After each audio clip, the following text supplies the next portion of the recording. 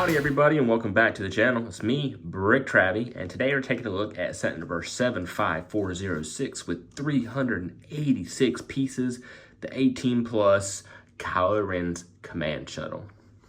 Now, this is a part of LEGO's Starship collection, so we're getting a variety of different ships from different eras in the Star Wars universe, and this is the first sequel trilogy set, and I think this is in commemoration of the 10 years of The Force Awakens coming out. Of course, that came out in 2015 to 2025. The only odd thing is that we didn't get a plaque or anything like some of the other ones, and this is the only sequel trilogy set we will be getting this year. So, of course, it is Kylo Ren's command shuttle. Now, something I'll say about this is the third edition of this particular vehicle. You know, we got the original 2015 one that was gray. It was in the wrong color. And then we got the Last Jedi version. And that is one of my favorite LEGO sets ever. I'm not a huge fan of the sequels, but that is just such an amazingly well-built set. Love it to death. And now, of course, we have the 2025 Starship Collection one. Now, like I said, this is a smaller build. Like I said, I don't think this one has quite as many pieces as some of the other ones we do. But we get a couple of in-universe shots here. We get two in particular.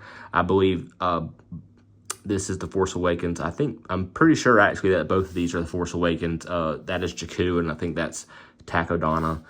We get, of course, our measurements up here. It is 13 inches tall and then 5 inches wide at the base, widest at the base. You have two different configurations for the wings. You get the landing position, which is where the fins are straight up.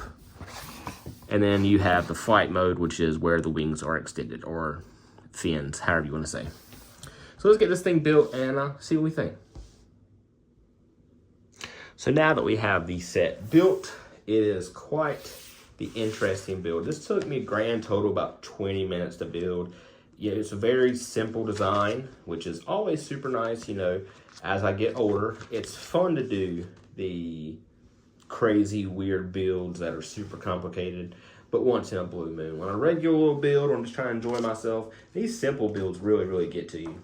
So, of course, like I said, we have the landing position, and that's the particular position that I will be using for my display, just because when they're in the flight mode, that takes up a lot of space. I mean, you're talking about a good, probably 1.5 feet of just area, surface area that it's taking up because of the wing space. But it's accurate to the ship, so I appreciate that.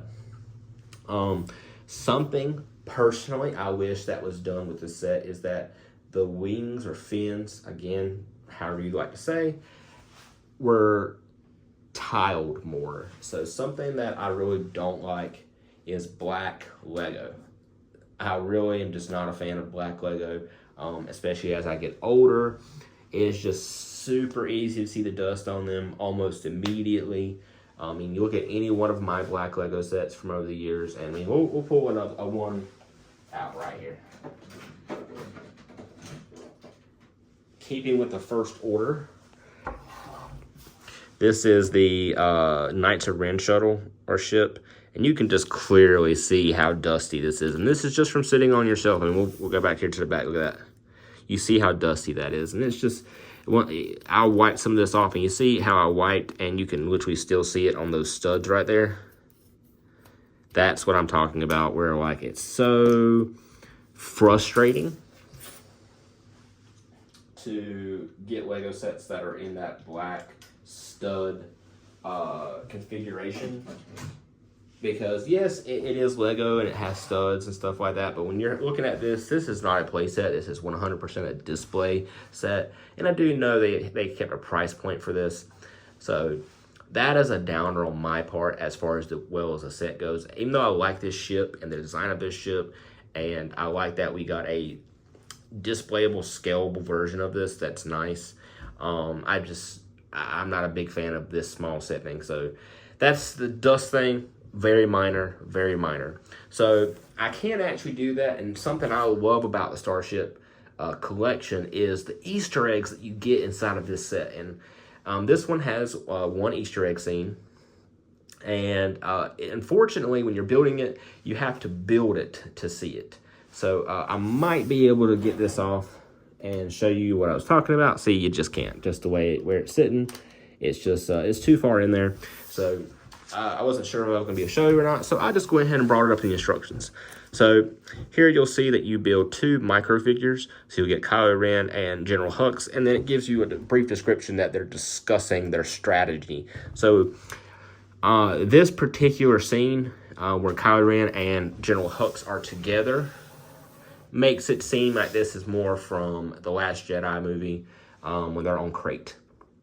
So that's that particular scene. It is cool. I really love they give you those little Easter eggs. It really does make you feel like, you know, make you nostalgic for the movies. Even though the sequels aren't really that great, I, in the same light, think that adding that stuff in there really makes you think back to the universe you're building from.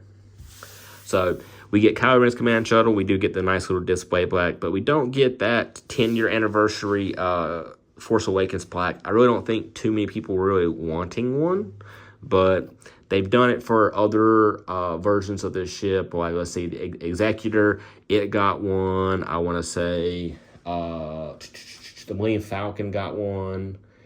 Yeah, I think that's it. Maybe the Revenge of the Sith. The Revenge of the Sith got one with the invisible hand. So the fact that this one didn't get one is just a little bit crazy and kind of out there. I think that was just they didn't want to add the brick in, and it's one more big brick. I'm not too sure, but I think a lot of people. I wouldn't say a lot of people. I think some people are disappointed, but I don't think it's like the worst thing Lego's ever done. So we'll take a look at the back side of this ship. It's very thin. I mean, very, very thin.